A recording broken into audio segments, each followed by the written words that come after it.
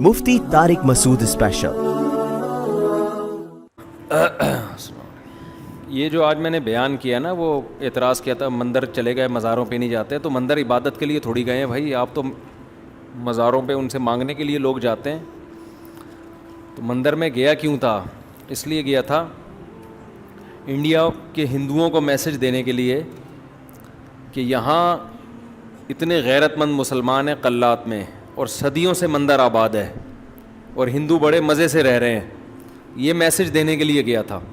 اور مندر کے اندر جا کے جو مندر میں بیٹھے ہوئے ہندو تھے ان سے انٹرویو لینے کا مقصد بھی یہ تھا کہ آپ بتاؤ آپ یہاں امن اور شانتی کے ساتھ ہو یا نہیں ہو۔ تو انہوں نے بتایا کہ ہم یہاں بہت سکون میں ہیں، مسلمان ہمیں کبھی بھی تنگ نہیں کرتے۔ تو یہ میسج انڈیا کے ہندوؤں کو دینا تھا کہ پاکستان میں ہندوؤں کے مندر محفوظ ہیں، ہر طرح سے مندروں کی حفاظت ہو رہی ہے، ہندو بڑے آرام سے مندروں میں جاتے ہیں، کوئی انہیں چھیڑ چھاڑ نہیں کرتا، صدیوں سے آباد ہیں۔ تو یہ میسج کہ کیونکہ بعض دفعہ میڈیا پروپیگنڈا کرتا ہے نا، غلط میسج دیتا ہے، تو اس لیے گیا تھا میں، کوئی عبادت کرنے کے لیے نہیں گیا تھا۔ یہ سلمان بھائی نے سوال کیا ہے کہ جی میسج دے دیں، انڈیا سے آئے ہیں ماشاء اللہ۔ میں احمد آباد گجرات انڈیا سے ہوں جی ادھر آ جائیں، کیمرے میں آ جائیں، کیمرے میں آ جائیں، کوئی مسئلہ تو نہیں ہوگا آپ کے لیے؟ نہیں بالکل نہیں، میں بالکل انڈیا مولانا صاحب نے ایک مندر کی یوٹیوب پہ ہم نے میسج دیکھا تھا جو ابھی حال انہوں نے تھوڑی دیر پہلے بیان کرا تھا، تو میں اس وقت میں سارے ہندو علاقوں میں ہی تھا اور میرا سارا بزنس ہندوؤں کے ساتھ ہے، تو میں نے یہاں آ کے ہندوؤں کے اوپر بہت ساری ابھی کلپیں بنائی اور میرے سارے انڈیا کے لوگوں کو میں نے یہاں سے ان کو وائرل بھی کری ہے کہ دیکھو یہاں ہندو کتنا سیف ہے، کتنا سینہ تان کے چھاتی تان کے رہتا ہے۔ میں بھی اتنا نہیں سمجھتا تھا اتنا زیادہ یعنی ہندو سیف ہے، میں نے وہاں کے ہندوؤں کو بتایا، وہ لوگوں نے مجھے میسج کرا کہ پٹھانی میں کرتا قمیض میں لوگ دکھتے ہیں، یہ کون ہے؟ میرا سارے ہندو ہے، بولے وہاں یہ پہنتے ہیں، میں بولا ہاں یہ پہنتے ہیں۔ اور دوسری بات مولانا ان کی آواز آ رہی ہے؟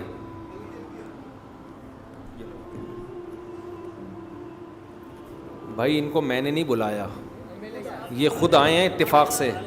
یہ لوگ سمجھ رہے ہیں کہ شاید مفتی صاحب نے گن پوائنٹ پہ ان کو نا بیان پہ وہ کمنٹری آ رہی تھی نا 50-50 میں، سلیم اللہ بہترین کھیل رہا ہے، سلیم اللہ، وہ کہہ رہے ہیں بھائی کلیم اللہ بھی تو کھیل رہا ہے، وہ کہہ رہے ہیں سلیم اللہ، بعد میں دیکھا پیچھے بندوق رکھی ہوئی ہے۔ تو میں نے نہیں بلایا، یہ تو آج اتفاق سے آ گئے ہیں۔ اب بتائیں، یہ میں لوگوں کو بتا دوں یہ کیا کہہ رہے ہیں۔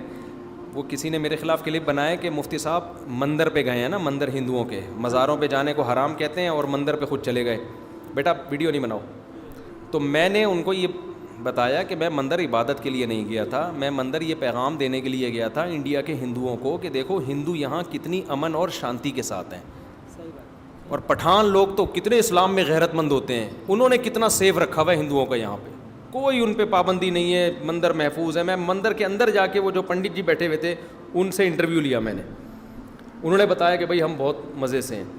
تو اس کا کیا اثر ہوا ہے انڈیا میں، وہ اب یہ انڈیا سے آج ہی کوئی مہمان آئے ہیں یہ بتا رہے ہیں، یہ اس کی تمہید تھی، ورنہ لوگ سمجھنے کا پتہ نہیں کیا بات چل رہی ہے۔ جی میں بھی پہلے یہی سمجھتا تھا کہ بھائی میں ہندوستان میں رہتا ہوں، جس طرح ہم ہندو مسلم مل کے رہتے ہیں برابر، اس طرح پاکستان کے ہندو مسلم مل کے نہیں رہتے ہیں، شاید ہمارے ہندوؤں کو بہت دبایا جاتا ہے، ہم کو ایسا لگتا تھا۔ اس بار میں آیا نا تو میں ایکچولی میں نظام الدین کے مرکز میں احتکاب میں بیٹھنے آیا تھا، وہاں پہ ہمارے ابھی بینڈ لگا ہوا ہے، نہیں بیٹھنے دیا گیا، تو میں امرتسر آ گیا تھا تھوڑے کام کے سلسلے سے، تو میرے دل میں لالچ آ کہ میرا ویزا پاسپورٹ لگا ہوا ہے، میں پاکستان چلا جاتا ہوں، تو میں یہاں آ گیا، ایکچولی آنے کا نہیں تھا۔ پھر آنے کے بعد میں نے ایسا ہی ٹارگیٹ بنایا کہ میں عمر کوٹ گیا، میری انٹری کرانے میں پتھورو تھا، آجو باجو کے گاؤں میں تھا، وہاں ایک پتھورو پیر کا مندر بھی ہے، اس پہ بھی گیا۔ اس مندر کو جتنے میں نے آزاد دیکھا، جتنا سیکورڈ دیکھا، اتنا سیکورڈ میں نے انڈیا کے اندر بھی کسی مندر کو نہیں دیکھا، اس کے چاروں باجو کمانڈو ہوتے ہیں۔ میں نے پہلی بار وہ پتھورو پیر کا ایسا دیکھا کہ وہاں پہ صرف ایک پولیس کا پوائنٹ تھا، لیکن کوئی ڈر نہیں تھا، سارے ہندو اتنے آزاد اور اتنے اچھے سے رہتے ہیں کہ میں سینہ تان کے لوگوں کو بتا سکتا ہوں، وہاں بول سکتا ہوں کہ ہندو بہت سیف ہے، پاکستان کے ہندو سیف ہے۔ اور جن ہندوؤں سے ملا انہوں نے مجھے یہ بتایا کہ ہم 95% تو واپس آ چکے ہیں برابر، ہم کو وہاں مزہ نہیں آیا۔ میں ساری یعنی 15 دن سے یہی ملاقاتیں لوگوں سے کر رہا ہوں۔ اور دوسری بات ایسی تھی کہ مولانا صاحب کے ہم احمد آباد گجرات کے اندر فالوورس بہت ہیں، میرے کامنٹ مولانا صاحب نے نہیں پڑھے، میں نے بہت کیے تھے کہ مولانا صاحب میں آؤں گا تو ہم ملو گے، آؤں گا، تو اس کا جواب میرے کو نہیں ملا، لیکن اتفاق سے میں آ گیا۔ میرے بھائی ہیں، جماعت کی خدمت کرتے ہیں، مسجد کا سب کاروبار سنبھالتے ہیں۔ کل اتفاق سے بات نکلی، بولے ہم ملا دیں گے، تو آج میں وہاں سے آ گیا، تو میرا بہت بڑا کام ہو گیا ماشاء اللہ۔ دوسرا کہ مولانا صاحب کے بیان سن کے जेंट्स तो नहीं, लेकिन हमारे यहाँ की लेडीज़ है बहुत मुतासिर हो के बहुत अमल करने लगी है। जो ऐसी थी कि बहुत ज़्यादा दिया करती थी, पर्दे के एहतमाम नहीं करती थी, ये मौलाना साहब के बयान सुन सुन के यानी कि बहुत माशाल्लाह दीनदारी आई है। मैं इसके लिए मौलाना साहब का बहुत बहुत शुक्रिया अदा करता हूँ। अगर मौलाना साहब हमारा कोई प्रोग्राम इंडिया में करना चाहेंगे, और हालांकि मैं एक बहुत बड़े मदरसे से और हॉस्पिटलों से जुड़ा हुआ हूँ जिनके बारे में मौलाना साहब भी जानते होंगे। मैं मौलाना दारुल फैज़ान अल कुरान का नाम सुना होगा आपने, मौलाना हबीब अहमद, हम बचपन के साथी और मैं उनसे जुड़ा हुआ हूँ, है ना। ठीक, अस्सलाम वालेकुम।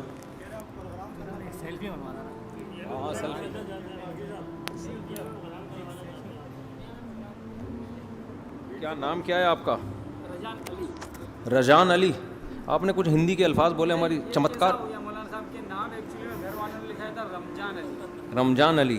उसमें जब हमारे एक बार पहले रोजे रखे आपने, ये बताया मुझे, रोजे रखे रमजान में, रोजे रखे। सही, चमत्कार हो गई आज हमारी। इंडिया से आए हैं ना, अहमदाबाद में। अच्छा अच्छा, माशाल्लाह माशाल्लाह। अच्छा अच्छा, तो आपने बहुत कमेंट्स किए थे, मैंने पढ़े नहीं। अच्छा, इंडिया जो है ना, मुझे बहुत लोग बुलाते हैं, मैं कहता हूँ वीज़ा जब लगवाओगे फ़ौरन से पहले आ जाऊँगा। ये जवाबदारी, ये काम हम पूरा करेंगे। बस ये आप वीज़ा जिस दिन लगवाया, इंडिया तो हमारे आबाई वतन है भाई। हम वहाँ के हाई कमान से परमिशन लेके सेटिंग कर देंगे। मोदी से सलाम दुआ करवा दो ना कोई। आप अभी निंदन को बताएं, चाय का याद दिलाएं।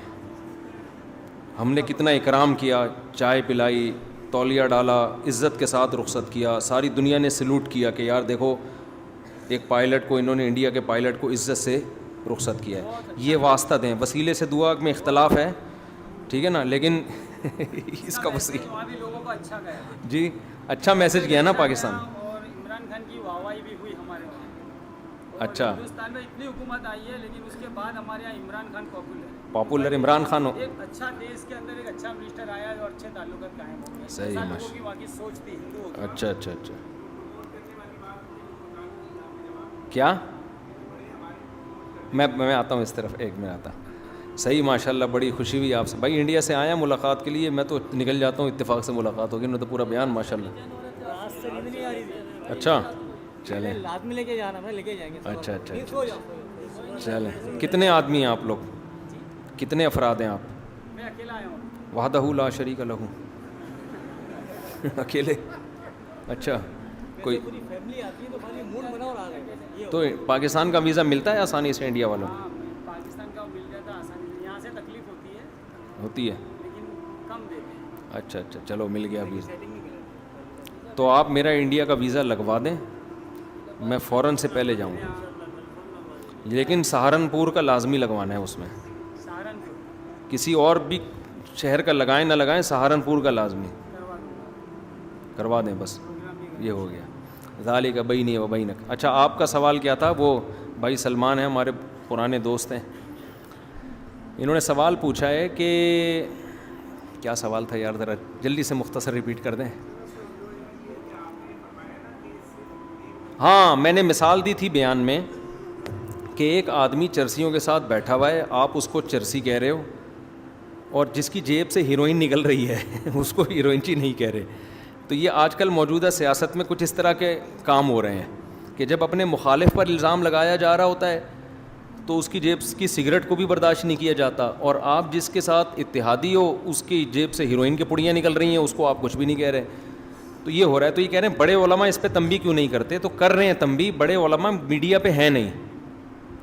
अभी हज़रत मुफ्ती तकी उस्मानी साहब का ईद के मौके पर बयान आया है, उसमें यही है कि आप सियासी इख्तलाफात में हद से तजावुज़ ना करें। पूरा बयान हज़रत मुफ्ती तकी उस्मानी साहब का ईद के मौके पे यही था। उसका मतलब यही है कि आप हद से तजावुज़ ना करें सियासी इख्तलाफात में, एक दूसरे पे इल्ज़ामात ना लगाएं। और KPK में तो बहुत से उलमा हैं जिनके बयानात हैं इस बारे में, और मैं ज़्यादा गहराई में नहीं जाऊँगा, लेकिन मीडिया पे नहीं है। हमारे उलमा मीडिया पे हैं कहाँ, आप खुद सोचो ना। तो दो चार को देख के आप सारे उलमा का फ़ैसला तो नहीं कर सकते ना। तो दो चार कोई पूरी सबकी तरफ से नुमाइंदे थोड़ी होते हैं। तो बहुत बड़ी उलमा की तादाद है जो कर रहे हैं, लेकिन उनके पास कोई मजबूत प्लेटफॉर्म ही नहीं है। और अगर कोई नहीं कर रहे तो गलत कर रहे हैं, करना चाहिए। जी जनाब, आप क्या कह रहे हैं? जी, जो मुस्लिम गैर मुस्लिम कंट्रीज़ में रहते हैं तो उनके वहाँ रहने की क्या कंडीशन है? بس ایک شرط ہے کہ شریعت پر جو فرائض واجبات ہیں ان پر عمل ممکن ہو.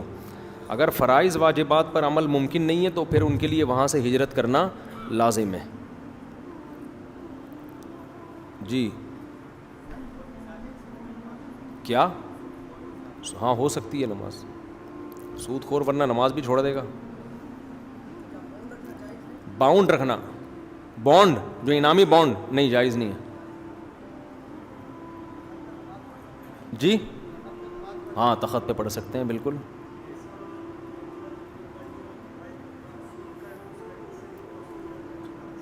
اگر غالب آمدن حلال کی ہے تو پھر گھر میں کھانا کھانا جائز ہے, یا یہ بتا دے پہلے کہ بھئی یہ کھانا ہم حلال پیسوں سے کھلا رہے ہیں تو بھی جائز ہے.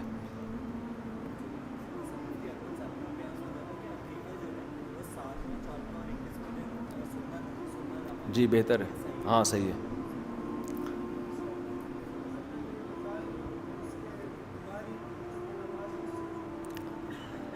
اچھا یہ بھی کامن سوال ہے بھائی, کہہ رہے ہیں والدہ کا انتقال ہوا, ان کے ذمے کچھ نمازیں تھیں تو کیا ہم وہ فدیہ دیں گے؟ دیکھیں اصولی طور پہ فدیہ واجب تو کسی کے نزدیک بھی نہیں ہے اگر ماں نے وصیت نہیں کی تھی, واجب تو نہیں ہے. یہ تو ہو گیا اصولی جواب. اس کے بعد عام طور پر جو جواب دیا جاتا ہے کہ اولاد اگر اپنی خوشی سے دے دے تو بہت اچھی بات ہے, یہ جواب دیا جاتا ہے. لیکن میرا طرز یہ جواب کا نہیں ہے. اس کی وجہ یہ ہے کہ 20-20, 30-30 سال کی نمازیں والدین کے ذمے ہوتی ہیں, پوری وراثتیں اس فدیے میں چلی جاتی ہیں. اب ہمارے ہاں اکثر علماء ترغیب تو دے دیتے ہیں کہ اولاد کو چاہیے کہ وہ اپنی خوشی سے فدیہ دے دے. اب اولاد سوچتی ہے کہ اگر ہم نے نہیں دیا تو ماں باپ کو عذاب ہوگا, دے دیا تو عذاب ان سے ٹل جائے گا. اب ظاہر ہے کوئی بھی اولاد یہ نہیں چاہتی کہ ماں باپ کو کیا ہو, عذاب ہو, تو عملاً وہ واجب ہی سمجھ رہے ہوتے ہیں. یعنی اخلاقی طور پر وہ بوجھ تلے آ جاتے ہیں کہ یار دینا تو ہے, ٹھیک ہے نہیں دیں گے گناہ نہیں ہوگا, لیکن ماں باپ کو ہم جلتا دیکھیں اور ماں باپ کے ذمہ اتنی نمازیں ہوں. نتیجہ کیا نکلتا ہے کہ 20-20, 30-30 سال کی نمازوں میں ٹھیک ٹھاک رقم جاتی ہے, اور یہ شریعت کی منشا ہے نہیں. اسلام چاہتا ہے کہ وراثت کس میں تقسیم ہو, اولادوں میں. تبھی تو ماں باپ کو حکم دیا کہ آپ صدقہ بھی نہ کریں اتنا کہ اولاد محروم ہو جائے. تو اس لیے میں جو مسئلہ بیان کرتا ہوں نا وہ یہ بیان اور شرعن یہ جو نمازوں کا فدیہ ہے نا یہ کوئی حدیث سے ثابت بھی نہیں ہے. یہ تو حضرات فقہا نے زندگی میں نماز کو روزے پر اس طور پہ قیاس کیا ہے کہ بھئی جب روزے کا فدیہ ہو جاتا ہے تو اللہ سے امید کی جا سکتی ہے کہ نماز کا بھی فدیہ ہو جائے گا. تو ایک تو یہ ویسے قیاس ہے, لیکن یہ ہے زندگی میں کوئی اپنی خوشی سے دینا چاہے, پھر موت کے بعد تو وہ سلسلہ بھی ختم ہو گیا, تو یہ قیاس در قیاس ہو جائے گا. تو اس لیے میرا جو طریقہ ہے اس میں وہ یہی ہے کہ بھائی انہوں نے وصیت اگر نہیں کی, وصیت کی ہے تو 1/3 کے اندر سے پھر تو واجب ہے دینا. اگر وصیت نہیں کی ہے تو اب یہ سلسلہ کیا ہو گیا, ختم. کیونکہ اصل تو یہ تھا کہ اصل تو فدیہ تھا ہی نہیں نمازوں کا, اصل تو توبہ استغفار تھا, وہ نہیں کیا تو اب توبہ استغفار ہی ہے. تو اب بجائے اس کے کہ لاکھوں روپے فدیے میں دو, اچھا خاصا اولاد کے لیے مسائل کھڑے ہو جاتے ہیں, تو سیدھا جتنی اللہ توفیق دے بس صدقہ خیرات ان کے لیے کر دیا کرو. اس میں لوگ حساب لگا رہے ہوتے ہیں 10 سال 20 سال, 2-4 نمازیں ہوں تو چلو ہے بھی, اب 20-20 سال سے لوگ نمازیں نہیں پڑھ رہے, تو اولادوں کے تو پھر 2 آدمی کر رہے ہو تو ہم فتویٰ دیں کہ ان کے بچے یہ کام کر لیں. 5% لوگ نمازی ہیں, 95% 30-30 سال کی نمازیں لے کے جا رہے ہیں, تو کیا 95% لوگ ساری رقمیں صدقوں میں کر دیں گے؟ تو یہ کچھ چیزیں ایسی ہوتی ہیں پریکٹیکل لائف میں جب آدمی آتا ہے نا تو وہ کہتا ہے یار یہ مارکیٹ میں چلنے والا حساب کتاب نہیں ہے, اس سے لوگ الجھن میں آ رہے ہیں. اگرچہ بہت سے علماء کہتے یہی ہیں کہ ترغیب ہے بھائی کر لو, اچھی بات ہے, فرض نہیں ہے لیکن کر لو. میں ترغیب بھی نہیں دیتا کہ بس اب ختم ہو گیا ان کا سلسلہ, انہوں نے توبہ بھی نہیں کی, انہوں نے فدیہ بھی نہیں دیا, تو اب ان کے لیے توبہ ہے, توبہ استغفار کرو. باقی صدقات و خیرات کا دروازہ تو قیامت تک کھلا ہوا ہے, تو بجائے کیلکولیشن کرنے کے نمازیں اتنی تھی, ویسے ہی جتنی توفیق ہوا کرے صدقہ کر دیا کرو اور اللہ سے ان کے لیے استغفار کرو. اگر اللہ نے یہ حکم دیا ہوتا نا کہ نماز اسی وقت ذمے سے ہٹے گی جب تک فدیہ نہیں دیا جائے گا, پھر تو ہم کہتے کہ جب اللہ نے کہہ دیا ہے تو ابا سے نمازوں کو ساخط کرنے کے لیے ہم فدیہ دیں گے. اللہ میاں نے تو ایسا کچھ کہا ہے نہیں, ہے تو ہم محض ایک اللہ کی سے اچھی امید لگا کے ایک کام کر رہے ہیں. تو بس پھر توبہ استغفار اور حسب توفیق صدقہ خیرات کافی ہے, بجائے اس کے کہ آپ اس کی بیٹھ کے کیلکولیشن کریں. تو یہ عملی طور پر ایسا